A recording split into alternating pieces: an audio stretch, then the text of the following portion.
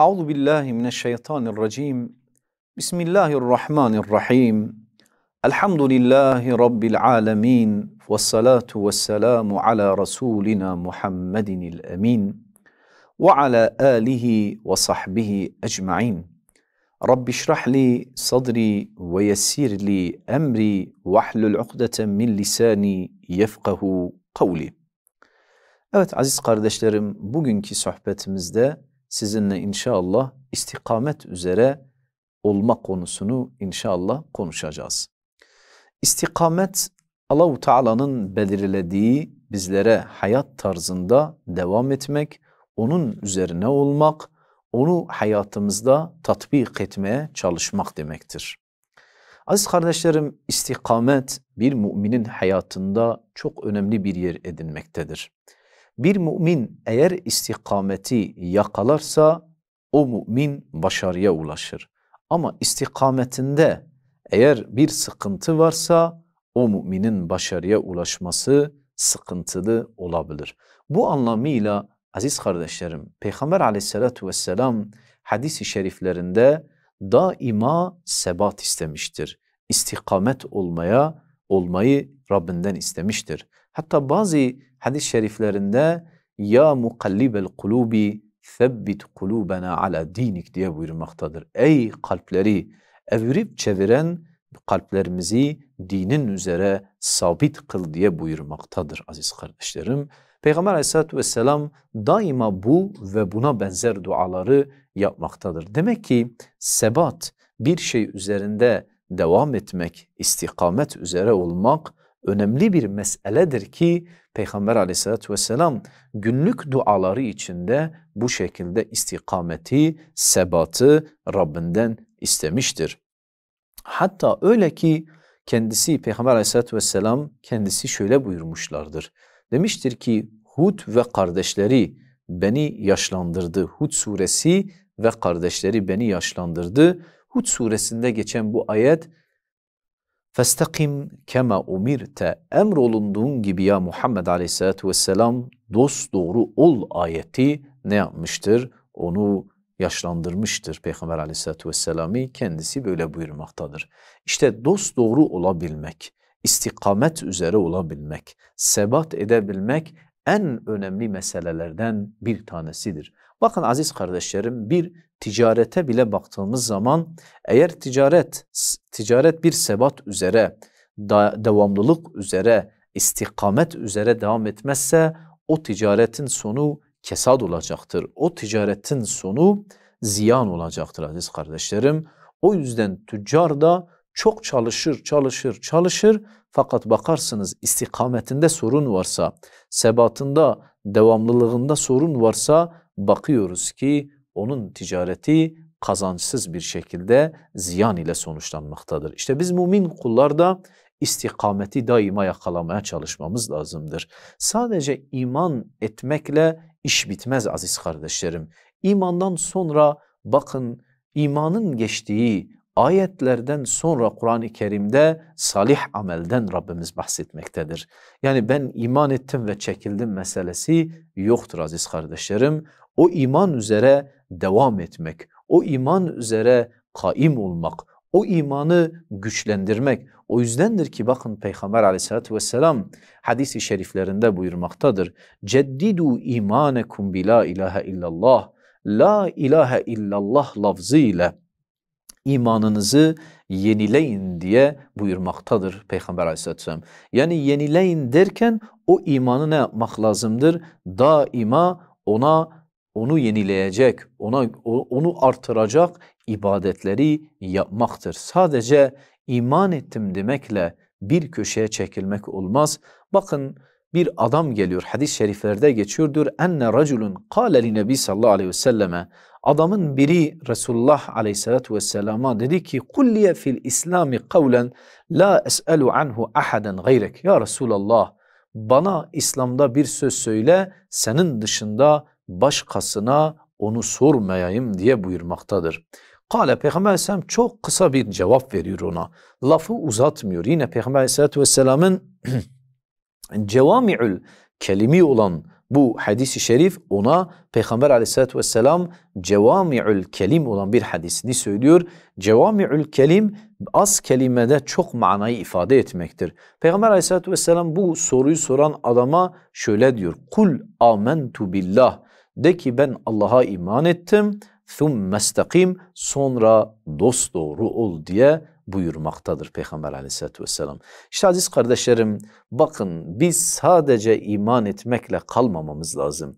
Ben kelime-i şehadeti getirdim, bu yeterli değildir aziz kardeşlerim. İstikamet üzere devam etmek önemlidir. Kelime-i şehadetimizi getireceğiz ve ardından da salih amellerimizle imanımızı artırmak, iman üzere kaim olmak, onun üzerine devam etmek için bir gayret, çaba içine girmemiz lazımdır. Bunun için bir mücadele içine girmemiz lazımdır. Bunun için hayatımızda varsa yanlışlar, o yanlışları atmamız lazım. Bizler amentu billah dedikten sonra, biz Allah'a iman ettik dedikten sonra şunu da söylüyoruz aziz kardeşlerim. Ya Rabbi biz sana iman ettik, senin bütün emir ve yasaklarına da iman ettik demektir. Yani ya Rabbi sen bizlere ya eyyühellezine amenuttakullaha ve zeru ma bakiye miner riba demiştin ya. Ey iman edenler Allah'tan korkunuz, ribadan kalanı terk ediniz, faizden kalanı terk edininiz ayetini bizlere söylemiştin ya. Ya Rabbi bizler faizi terk ettik. İşte imandan sonraki istikamet budur işte.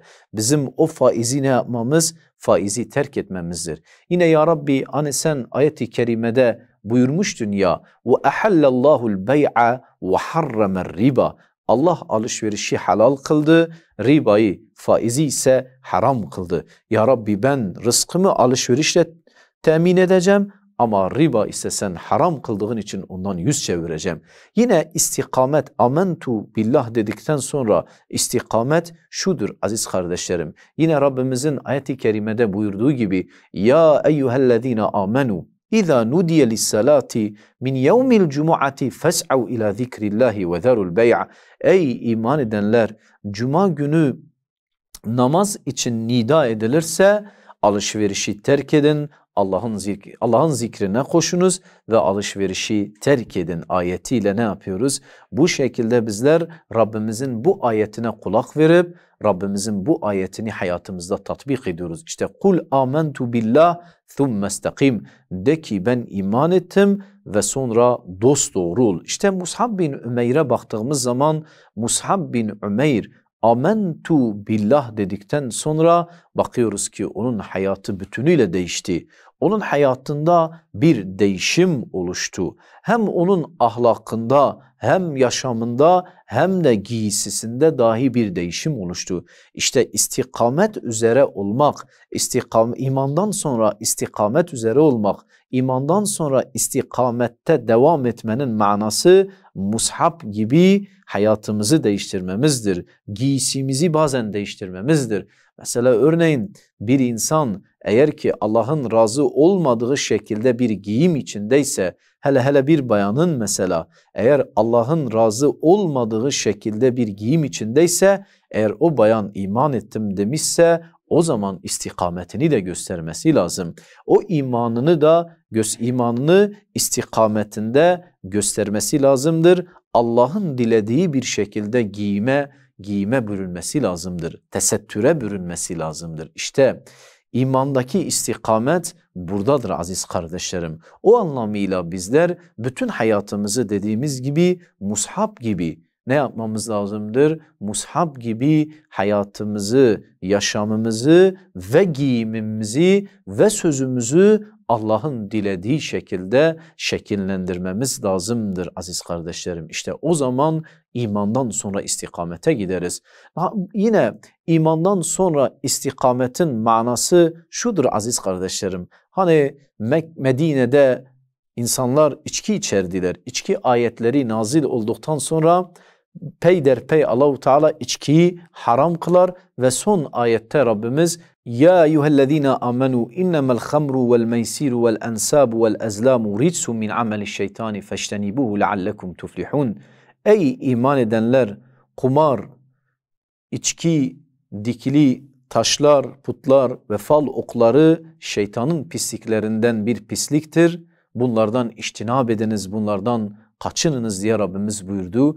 İşte onlar da bu ayetten hemen sonra içkiyi ne yaptılar? İçkiyi terk ettiler. Hatta ardından gelen ayette fehel entum muntehun, Rabbimiz buyurdu mümin kullara, sizler bunu terk edecek misiniz, terk etmeyecek misiniz diye buyurunca hemen ardından Hazreti Ömer inteheyna ya Rab diye, ya Rabbi biz bu işi bitirdik. İşte imandan sonra istikametin manası aziz kardeşlerim budur. İmandan sonra istikametin manası Allah'a yönelmektir. Allah'ın dediklerini kabul etmektir. Allah'ın yasaklarından da bütünüyle ne yapmaktır? Allah'ın yasaklarından da bütünüyle kaçmak, onlardan uzaklaşmak, işte bu imanın kendisidir.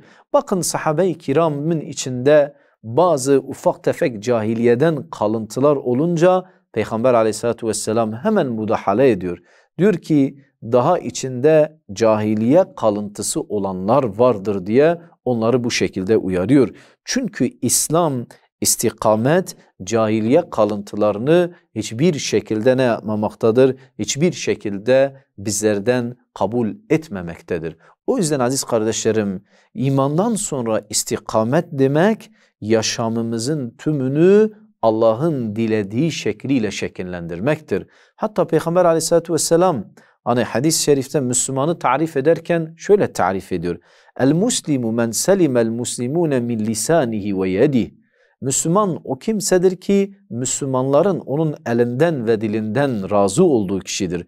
Vel muhaciru men hecere ma nehallahu anhu. Yine muhaciri de anlatırken, onu da tarif ederken muhacir o kimsedir ki Allahu Teala'nın nehyettiklerinden kaçınan kişi muhacirdir diye buyurmaktadır. Bu anlamıyla işte aziz kardeşlerim, bizlerin elimizin İslamileşmesi, gözümüzün İslamileşmesi, ayağımızın İslamileşmesi, yürüyüşümüzün İslamileşmesi, Kur'an'ın ve sünnetin bizden istediği şekliyle şekillenmesi, işte bu istikamete giden yol budur aziz kardeşlerim. İstikamete götürecek en önemli yol ve istikamet üzere olmadaki önemli yol budur aziz kardeşlerim. İstikamet öyle önemli bir meseledir ki bakın aziz kardeşlerim, günde 17 sefer farz namazlarda ve 17 sefer de sünnet namazlarda okuduğumuz, toplam 34 sefer okuduğumuz Fatiha suresinde Rabbimize dua ederken şöyle buyuruyoruz. İhdina sıratel mustakim. Ya Rabbi bizleri dost doğru yola ne yap?